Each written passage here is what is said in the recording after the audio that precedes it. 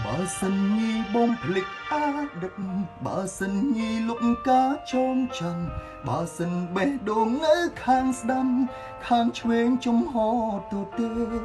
មិនចាំបាច់អីត្រូវឈឺចាប់មិនចាំបាច់អីត្រូវនឹកគេ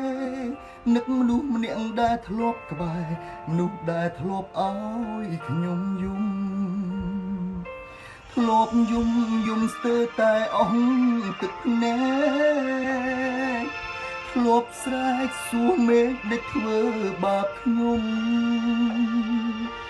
គេថាគង់តែភ្លេចគង់តនអាលបងខំចង់អ្នកណាចង់ក្រំគ្រាបែបនេះឈឺចាប់ខ្លាំងពេកឈឺពេកគ្រប់គ្រងខ្លួនឯងមិនបានបាត់បង់គ្រប់យ៉ាងស្ទើរឈួតលា